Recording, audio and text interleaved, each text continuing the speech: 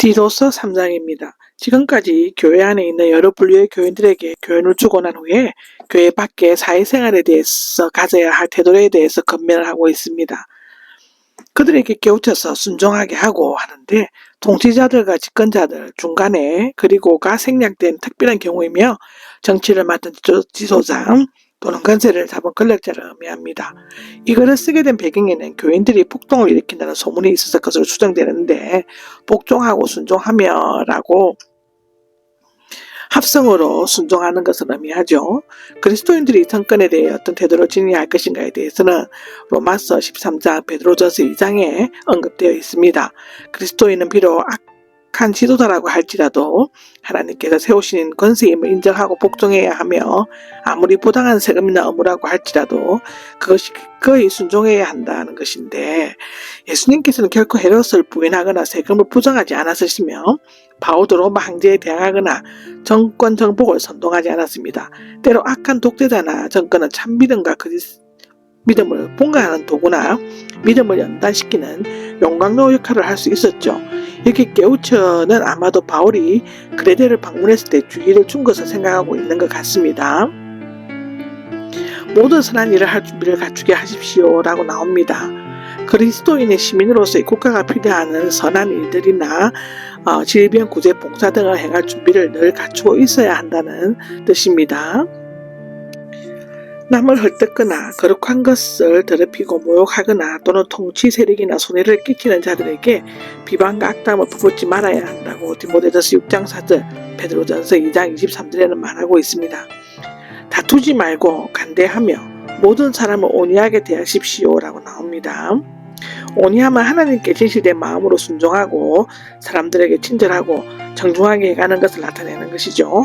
만약 그리스도인들이 공동체뿐만 아니라 모든 사람에게 온유한 태도를 보이게 되면 그리스도를 반대하거나 비방하는 일은 사라지게 될 것입니다. 대하게 하십시오는 온유함이 그리스도인들의 삶을 가운데서 계속 나타나고 행하여야 할 것임을 나타내고 있는 것이죠. 아마도 바울이 1, 2절에서 건면한 내용이 무리하거나 가혹하다는 생각이 들어 우리도 제 가운데 있었던 인간임을 고백함으로써 그레데 교인들과 디도를 격려하라고 했던 것 같습니다. 원문에는 왜냐하면이가 있는데 앞서 1, 2절에서 그레데 교인들에게 건면한 덕목들의 이유와 근거를 나타내고 있습니다. 우리도 한때인데 어리석고 불순종했고 속았으며 온갖 욕망과 쾌락의 노예가 되었고 라고 나옵니다. 악의와 질투로 세월을 보냈으면 나오는데요. 남에게 미움을 받고 또 서로 미워하면서 살았다라는 것입니다. 우리를 구원하신 하나님의 자비하심과 인간에 대한 사랑, 그러나는 죄악에 빠져 멸망할 수 밖에 없는 우리에게 전혀 반대되는 사항이 전개되고 있죠. 우리 구원자이신 나타나실 때라고 4절에 나오는데 앞에 3절에서의 인간이 주체였지만 4절과 7절에서는 인간이 수동적인 입장이 되고 하나님께서 주체가 되시는 것입니다. 우리 구원자이신 하나님이 나오죠. 하나님께서 우리를 구원하셨다는 신앙 고백이고 구원자라는 칭호는 그리스도에게 사용되고 있습니다. 자비하심, 즉 바울이 즐겨 사용하는 언어로서 하나님의 온화하심과 긍휼을 여기심, 인정적으로 친절과 선의, 친절하심을 나타냅니다. 인간에 대한 사랑은 인류 일반을 향한 사랑을 나타내며 고전어에서는 사람이 사람을 사랑하는 인정을 의미합니다. 이 두 단어는 황제, 예배 때 황제에게 사용되었지만 여기에서는 그리스도에게 적용될 수 있습니다.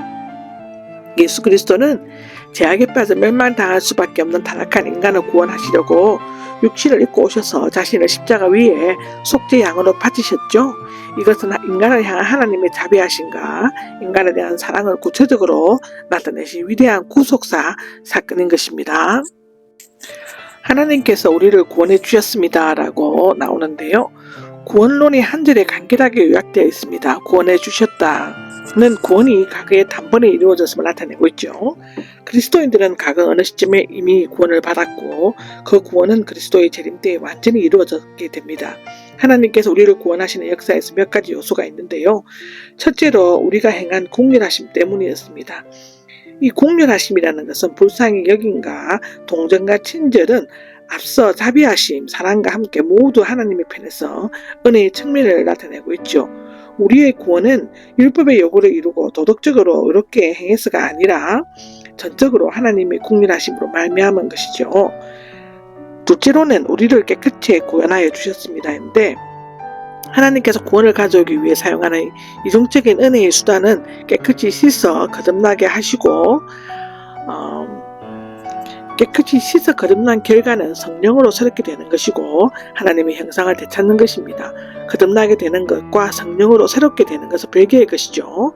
전자가 옛사람을 벗어나고 새로운 상태나 신분으로 바뀌는 것을 반면에 후자는 새로운 삶을 살아가면서 내적으로 점진적으로 변화되어가는 과정을 의미하는 것입니다. 하나님께서는 이 성령을 부어주셨습니다 라고 6절에 나오는데요. 예수님은 성령의 중보자셨죠. 하나님께서는 그를 통해 성령을 우리에게 풍성히 부어주셨습니다. 성령은 죄인을 구원하시는 하나님의 은혜로 목적을 성취시키는 데 밀접하게 연관되어 있습니다. 로마서 8장, 에베소서 1장에도 나오죠.